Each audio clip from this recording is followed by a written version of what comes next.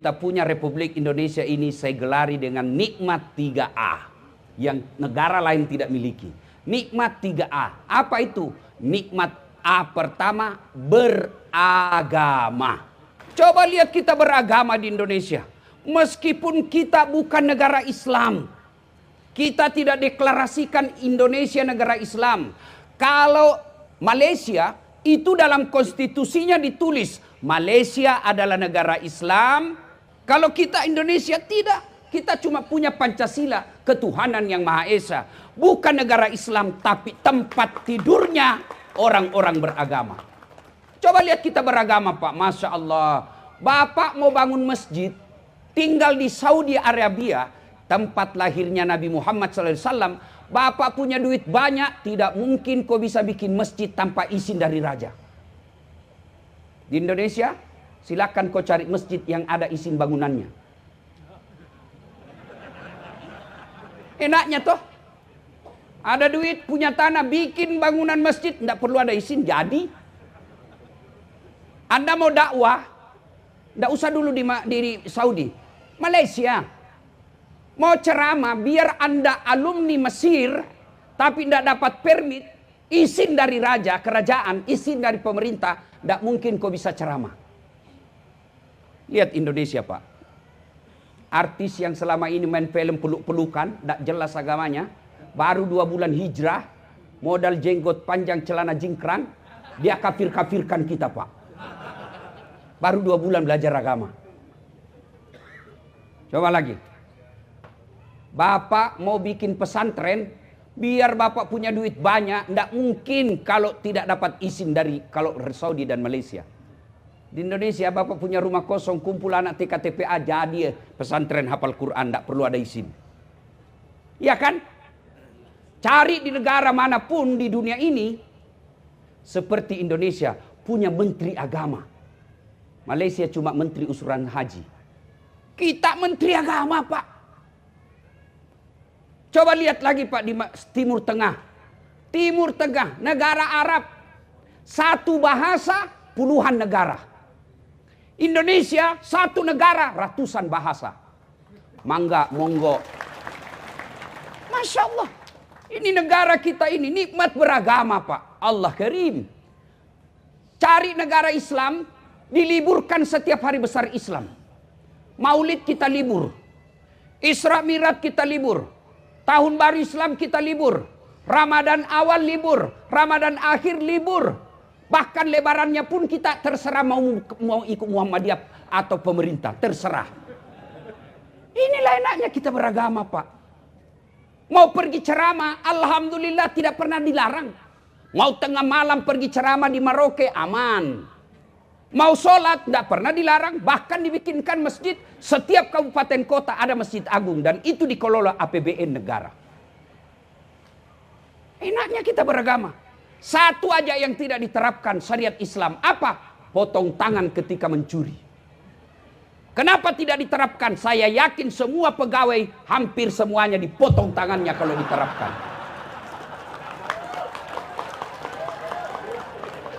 Iya, Pak. Coba kalau diterapkan potong tangan, Pak. Waduh, rasa-rasanya semua itu di kantor pemerintah potong tangannya. Minimal dia curi kertas. Curi printer. Apalagi rumah dinas habis, Pak, biar AC hilang semua. Allah Karim. Nikmat beragama. Yang kedua adalah nikmat alam. Orang-orang di Bandung, Bogor, Puncak, lihat itu orang Arab. Mereka habis duitnya puluhan juta hanya untuk apa? Pergi lihat gunung, Pak. Orang Bandung tidak perlu kau keluarkan uang mau lihat gunung. Cukup kau keluar dari rumahmu. Oh, gunung. Orang Australia habis duitnya belahan juta sampai puluhan juta. Hanya mau pergi lihat sawah di Bali. Hanya mau pergi lihat sawah, Pak. Dia tinggalkan pekerjaannya. Dia tinggalkan keluarganya berhari-hari. Cuma mau lihat sawah. Di Bandung silakan kau keluar rumah, sawah terhampar. Masya Allah. Dalam tanahnya Indonesia ada nikel, ada emas, ada batu bara, di atasnya ada sawit, ada janda-janda. Oh, Masya Allah. Luar biasa, Pak. Seandainya saya calon bupati dan wakil bupati, saya program menyantuni janda-janda. Pasti penyokongnya banyak janda, Pak. Ayo, nikmat alam. Bapak coba deh lihat kalau Bapak pergi ke Saudi, dari Mekah ke Madinah, Madinah ke Mekah, lihat itu Pak, padang pasir. Kita alhamdulillah dari Jakarta ke Bandung, us. Yes. Kanan sawah, kiri ada kadang ke air terjun kita lihat. Masya Allah, nikmat betul ini negara kita, Pak. Nikmat alam. Yang ketiga, nikmat aman. Luar biasa negara kita ini. Oleh karena tiga nikmat ini, maka perlu dikelola dengan baik. Siapa yang harus kelola? Dalam Islam namanya khalifah. Apa itu khalifah? Jangan sangka buruk, seolah-olah khalifah itu potong tangan. Khalifah itu, saya punya makan, saya makan sendiri, bukan khalifah namanya itu, dasat namanya, pribadiku. Tapi kalau saya punya makan, saya pikir bagaimana supaya anakku bisa makan, saya pikir agar tetanggaku bisa menikmatinya, saya pikir agar 10 tahun yang akan datang tetap dimakan makanan yang sama, itu namanya khalifah. Maka dipilihlah pemimpin, kalau bahasa Indonesianya kita wali kota, wakil wali kota. Bupati, gubernur, presiden. Dipilih. Bagaimana cara pilihnya supaya aman negara kita yang tiga ini? Kata Nabi, pilih satu. Pilihlah dia karena fatona. Apa itu fatona? Cerdas. Tuan-tuan mau lihat dia cerdas, lihat aja gelarnya. Kalau ada gelarnya tidak pernah dilihat sekuliah, pasti itu ijazahnya bodong. Ada memang asli, tapi kuliah ada, kuliah tak ada, wisuda ada. Yang kedua, karena waktu sangat ringkas, turunan yang kedua kalau mau pilih pemimpin kata Nabi, setelah fatona, lihat apa? Tablik.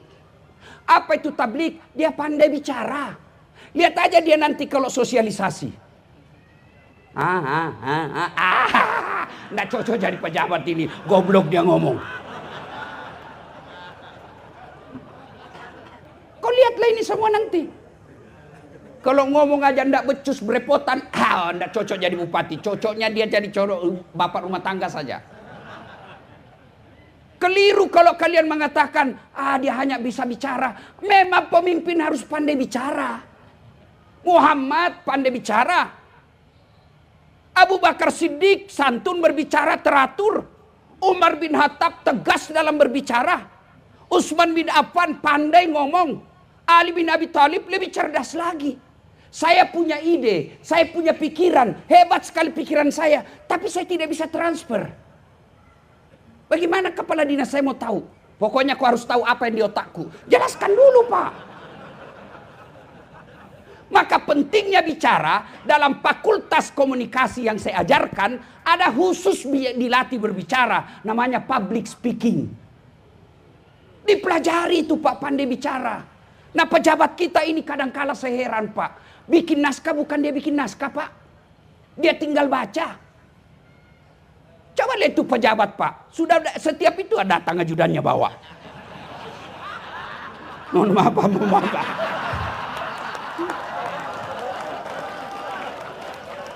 Iya toh. Masya Allah. Aduh, tinggal dibaca masih salah baca Pak. Bagaimana kau mau jadi kelola ini 3A? Bisa mungkin kau kelola, tapi habis di 5 tahun pertama.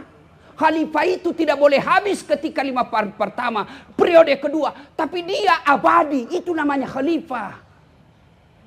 Kau punya padi, kalau habis di tahun 10 kau memimpin, itu bukan khalifah. Khalifah itu berkesinambungan. Maka dipilih. Sudah, 1, fatona, cerdas. 2, tablik. penyampai. Yang ketiga, biar kau cerdas, biar kau pandai bicara, tapi tidak amanah. Lebih baik dia bodoh, tapi amanah, daripada dia cerdas tidak amanah. Bapak tidak percaya, siapa yang rusak negara kita APBN-nya? Jawab saya, Pak. Orang bodoh? Bukan, orang pintar, Pak. Dan orang pintar kalau tidak punya amanah, dia lebih bahaya daripada bajing. Bajing, Pak, dia cuma makan kacang-kacangan. Bajingan, aspal, semen, beton.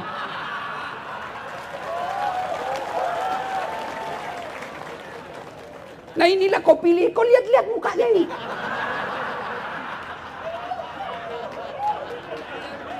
Jangan marah, Pak, ya, jangan marah, Pak.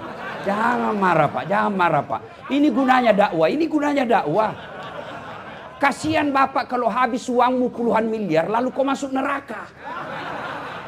Saya bilang, adakah orang yang lebih bodoh dari mereka yang keluarin uang beli partai 20 miliar, ya, sosialisasi 5 miliar dan lain sebagainya sampai 40 miliar habis duitnya lalu masuk neraka. Adakah orang yang lebih bodoh dari ini?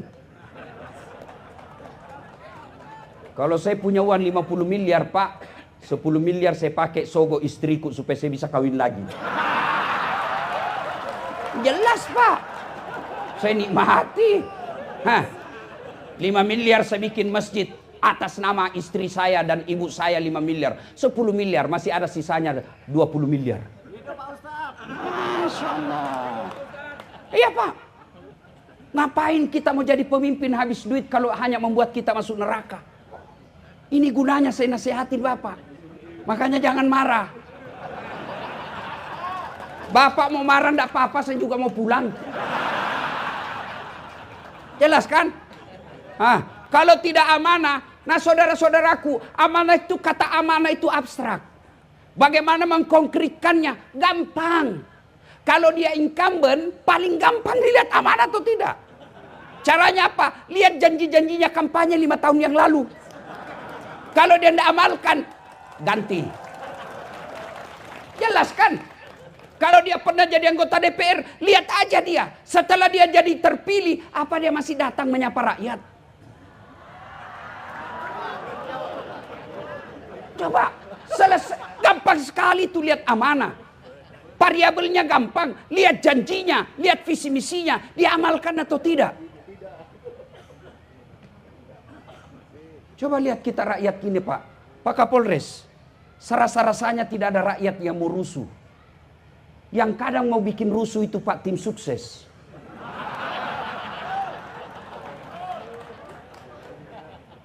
Dia gosok dia punya bupatinya. Ini Pak, apalagi kalau dia sudah kalah Pak, sudah ambil duit banyak. Dia ini Pak ada kecurangan Pak. Pak mau lagi lanjut biaya. Kepada para calon, maafkan saya Pak. Jangan terlalu percaya sama tim sukses.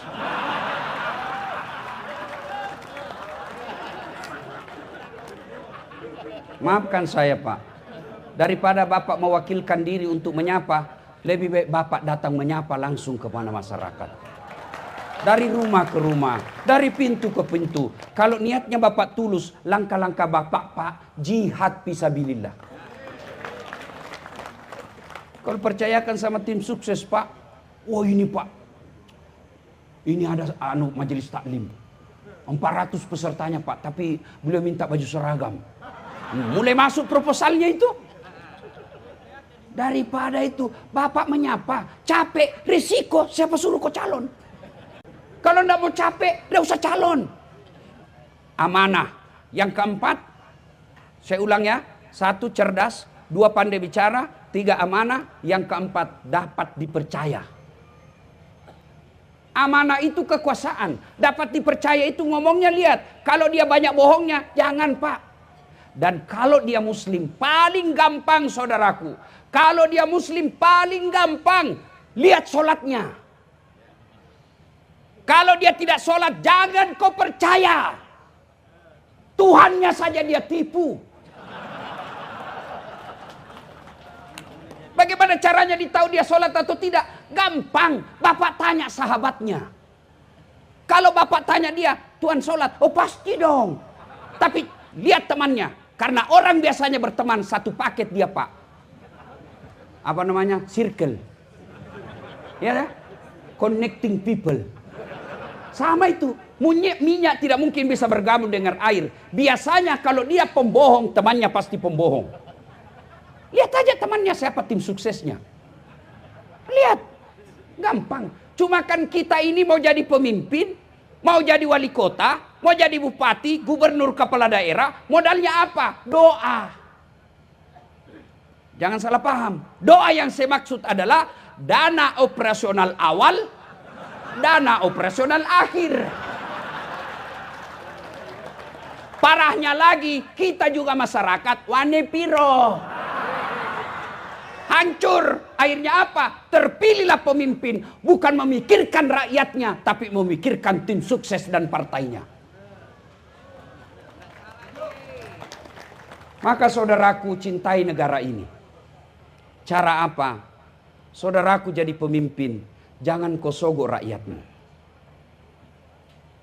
Rakyat, jangan kau peras calon pemimpinmu. Enak kan?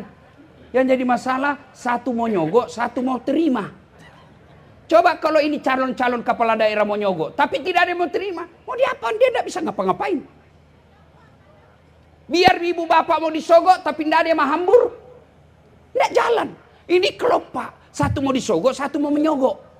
Akhirnya terpilihlah pemimpin. Ngomong aja tidak betul. Baru 2 tahun dilantik berujung sama KPK. Pesan kedua. Bapak ibu saudara-saudara sekalian. Pilkada pesta demokrasi. Ketika bapak ibu mendengar kata pesta, yang ada di benak kita adalah senang-senang. Pesta pengantin pasti senang-senang. Pesta ulang tahun pasti senang-senang. Tidak ada orang bilang pesta kematian. Pesta pasti senang-senang. Maka ciptakan ini menjadi bersenang-senang kita memilih pemimpin. Cuma kadang yang membuat kita berpecah belah, ya kan? Satu, pilkada. Pilkada jangan membuat kalian berpecah belah. Mohon maaf, boleh Bapak jawab pertanyaan saya? Masih ingat Pilpres 2019? Masih? Siapa calon presiden waktu itu? Bapak Joko Widodo dengan Bapak Prabowo. Siapa yang menang? Bapak Joko Widodo. Siapa menterinya? Prabowo. Waktu debat satu paket. Kalian yang sejak ada WhatsApp satu grup, sejak ada Perumnas bertetangga dengan tetanggamu, persoalan beda pilihan 2019 sampai sekarang masih musuh. Itulah aslinya beleng-beleng. Kalau tim sukses saling nyerang, wajar. Kenapa? Dia mau jadi menteri. Kontraktor saling serang, wajar. Dia mau dapat proyek. Kalau kita rakyat biasa, kau mau dapat apa? Memang kalau kau sakit, dia datang musuh kamu.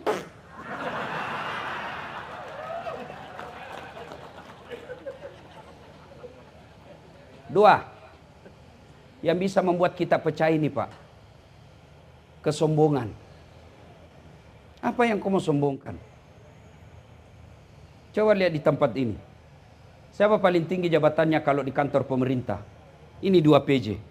Wali kota dan bupati. Pemain pengganti pak. Pemain antar waktu. Terpilih. Wabillahi taufiq wal hidayah keluar pak. Bapak mau pakai, begitu selesai terpilih pak, bapak mau pakai Garuda. Lewat orang bilang, waduh sudah sakit ini bapak ini. Apa yang kau mau sombongkan? Ini Kapolres. Mau sombong. Bisa jadi Kapolres karena disenang Kapolri. Kalau tidak, wabillahi taufiq wal hidayah. Ini yang ceramah. Mau sombong. Oh, dasar jangan kau sombong. Kau bisa jadi penceramah karena ada yang nonton. Coba kalau si ceramah di sini tidak ada yang nonton. 2 jam berapi-rapi. Lewat Pak Tri. Sudah lama sakit itu Ustaz. Apa yang kita mau sombongkan? PJ aja. Tidak boleh sombong. Tapi inilah manusia paling beruntung. Tidak perlu beli partai, tidak perlu pasang baleho. Tidak boleh sombong, Pak. Kapolres, tidak boleh sombong. Ini tentara. Dan sombong, Pak. Paling takut sama istrinya. Kalau saya, Pak, tidak pernah saya takut sama istri, Pak. Tidak ada orang Bugis takut sama istrinya, Pak. Cuma orang Bugis, istrinya lebih berani. Nah, Pak. Nah, apa yang kita mau sombongkan? Ini yang calon. Bapak baru calon, Pak. Ayo. Maka saudaraku, ada satu manusia, dia pejabat. Kalau sekarang namanya pejabat, dulu zamannya dia namanya raja. Kaya sampai kekayaannya masih dikejar sampai sekarang di Mesir. Punya pasukan gagah berani, tidak ada yang berani lihat matanya itu raja. Namanya Fir'aun. Tapi karena sombong, Allah hinakan Fir'aun. Sampai detik ini dijelaskan dalam Quran, Fir'aun haram masuk surga. Kalau kita, Pak, masih 50-50. 50% masuk neraka, 50% masuk surga, Pak. Fir'aun sudah diponis haram masuk neraka, masuk surga. Apa cukup sampai di situ laknat Allah? Tidak. Allah laknat Fir'aun. Tidak ada orang suka itu Fir'aun. Sampai detik ini tidak ada orang Cimahi mau kasih nama anaknya Fir'aun. Ya. Maka kalau boleh berpesan kepada tuan-tuan yang terpilih kelak, jangan kau sombong. Rendah hati. Kesombongan membuat orang bisa putus persaudaraan. Kok bisa? Kau remehkan orang. Pakai barang mahal, sombong. Tidak. Bapak jadi pejabat, punya harta mahal. Boleh pakai. Yang penting Bapak bisa buktikan itu bukan bagian uang negara. Tapi sebaiknya selama menjabat, Pak, tunda dulu. Berikutnya Bapak Ibu saudara-saudara sekalian. Yang bisa membuat pecah lagi, Pak. Serakah. Saya biasa, Pak, tidak masuk akal saya, Pak, di Indonesia. Anaknya anggota DPR, bapaknya bupati, istrinya anggota DPR pusat. Sudah lagi 2 periode suaminya, anaknya lagi jadi mau bupati. Memang secara etika demokrasi, secara teori demokrasi boleh saja. Tapi itu namanya melanggar etika. Boleh, tapi orang mulai jengkel sama satu keluarga. Akhirnya apa? Lambat laun ditinggal. Ibu bapak saudara-saudara sekalian. Karena waktu yang terbatas. Kepada para calon. Kalaupun akhirnya Allah takdirkan suaranya bapak sedikit. Bukan kalah ya. Sedikit. Tidak enak kata kalah, Pak. Contoh dasar latih. 2014, Pak, saya ikut Pilwali Makassar. 10 pasang calon. Kalah? Tidak. Cuma yang menang lebih banyak suaranya. Saya berdoa, sholat tahajud. Ternyata Allah kabulkan yang terbaik. Allah sampaikan kepada saya seandainya dalam bahasa. Dasat, kau tidak usah jadi pejabat. Kalau kau jadi pejabat setengah mati kau hormat. Datang Kapolres, siap Kapolres. Datang Kapolda, siapa jenderal. Datang gubernur, siapa gubernur. Datang Pak Menteri, iya Pak Menteri. Datang Presiden, siapa Presiden. Saya jadi ulama sekarang, mereka semua yang hormat sama saya. Enak, Pak. Coba kalau Bapak ditakdirkan suaranya tidak mencukupi, Pak. Contoh saya. Pasti Allah punya rencana. Bapak mau contoh lagi, contoh yang Prabowo. Sejak 2014 mau jadi presiden. Tapi Allah tunda sampai 2024. Bapak ditakdirkan nanti tidak cukup suara, kau tanding lagi 2024. Tanding lagi. Tanding lagi. Prabowo 4 kali, Pak. Enak kalau begini kita sikapi. Jangan sangka buruk. Kalau kita sudah sosialisasi, sudah beli partai, sudah tim kampanye, tapi ternyata Allah takdirkan bukan kita pemenangnya, berarti bukan itu yang terbaik buat kita. Saya gagal waktu itu, tamat SMA karena gagal akabri, saya mau jadi akabri, Pak. Karena CPR tidak lulus. Saya lulus jadi ustadz. pakai baret merah. Temanku yang lulus waktu itu reserse, baret merah. Dia AKBP pangkatnya di Sulawesi Barat. Baret merah. Saya jadi ulama, baret putih. Tapi dengan baret putih yang saya pakai, kau lihat saya nasihati semua ini baretnya ini. Allah kasih yang terbaik. Ya pacaran calon-calon Pak ya, selalu sangka baik kepada Allah. Jangan terlalu percaya bisikan tim sukses. Kita dicurangi Pak, kita dicurangi Pak. Gagal akabri saya daftar fakultas kedokteran. 3 kali saya ikut Pak. Saya sholat tahajud 40 malam berturut-turut. Tidak keluar nama saya. 3 tahun berturut-turut. Saya malah lulus di Sospol. Ternyata teman saya lulus. Yang lulus waktu itu tugas Kepulauan Aru. Mau lebaran saya telepon. Kau pulang lebaran? Enggak Ustaz. Rugimu itu jauh-jauh cari uang. Enggak lebaran sama orang tuamu. Mahal tiket Ustaz. Dalam hati saya, alhamdulillah untung saya tidak jadi dokter. Kemana-mana gratis, bisnis kelas. Tidak pernah beli tiket. Siapa yang belikan? Pak Tri.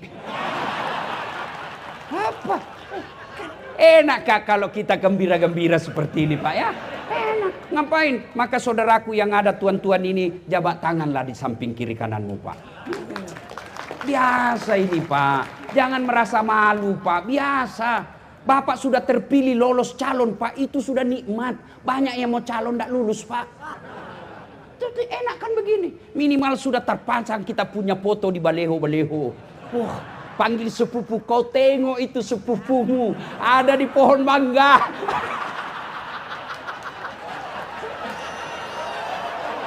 Ya, sudah enak Pak. Iya toh? Masya Allah. Kalau kita sikapi seperti ini, nyaman Pak. Mari ciptakan pilkada ini dengan bersenang-senang. Kepada Ketua KPU, Panwas Gakumdu, ayo bersikap adil. Orang bisa rusuh Pak bukan karena haknya diambil. Coba lihat di penjara Pak. Hak kebebasannya itu sudah diambil Pak, tapi tidak rusuh. Kapan dia rusuh di dalam penjara? Kapan dia rusuh di penjara Pak? Kalau penghuni sama-sama, satu dikasih teh kopi, satu dikasih air biasa. Merasa tidak diperlakukan adil. Ini mereka-mereka insya Allah tidak akan ribut selama di KPU melakukan keadilan. Selama Kapolres berdiri tegak pada sisi yang tepat. Tidak ke kanan, tidak ke kiri. Saya Ustadz juga harus tidak ke kanan, tidak ke kiri, tapi saya tidak netral. Kenapa? Mobil saja kalau netral tidak bergerak. Tapi saya punya hak politik, tapi saya tidak boleh kampanye terhadap satu calon. Kenapa? Umat saya ada semua di antara calon-calon ini. Bapak, saudara-saudara sekalian, saya cinta Bapak Ibu sekalian semua. Mari jaga Republik Indonesia. Negara kita ini sangat luar biasa Pak. Tidak boleh rusuh hanya karena persoalan pilkada yang hanya 5 tahunan. Kita berkewajiban menjaga ketertiban dan kedamaian bangsa kita. Bukan kewajiban polisi dan tentara semata, tapi kita semua rakyat Indonesia.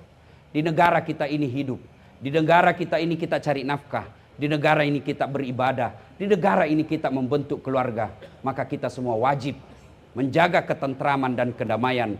Apapun agama, suku, bahasa, pekerjaanmu, kita sama. Persatuan Indonesia, kesatuan Republik Indonesia. Bapak saudara-saudara sekalian, inilah tausiah kita, mudah-mudahan ada manfaat. Wa'tasimu bihablillahi jami'an wa la tafarraqu.